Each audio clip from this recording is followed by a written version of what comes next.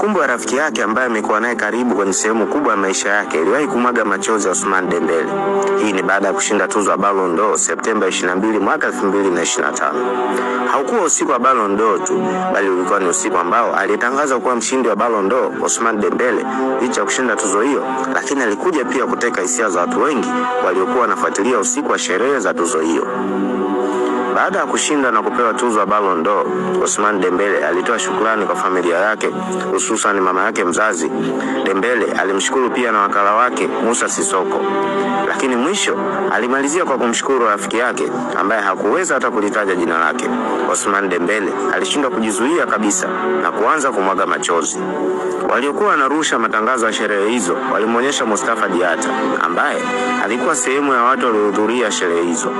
Moustapha Diatta naye alionekana akimwaga machozi, ni kama ilivyo kwa Ousmane Dembele pale juu. Ni nani Moustapha Diatta? Moustapha Diatta ni rafiki mkubwa wa Ousmane Dembele.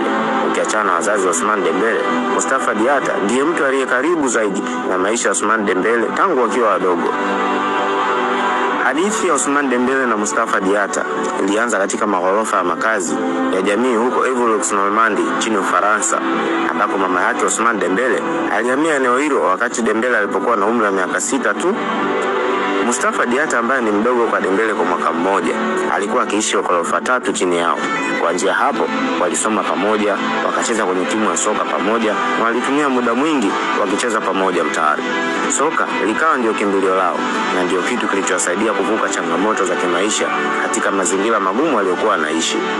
Moustapha Diatta, Ousmane Dembele na beki wa Bayern Munich hivi sasa, Dayot Upamecano, wote walikuwa wakicheza soka mtaani walipokuwa wadogo huko Évreux nchini Ufaransa. Moustapha Diatta alikuwa akicheza soka na mwaka 2017 aliamua kuachana na soka kabisa na kumfuata rafiki yake Ousmane Dembele ambaye alikwenda nchini Hispania kujiunga na FC Barcelona.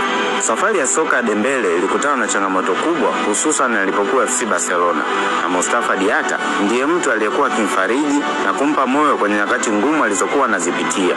Licha ya kujiingiza kwenye shughuli za biashara pamoja na uigizaji, Moustapha Diatta aliendelea kuwa pamoja na rafiki yake. Kumbukumbu za safari yao mpaka kufanikiwa ziliwahi kumwaga machozi ya Ousmane Dembele kwenye usiku wa tuzo za Ballon d'Or.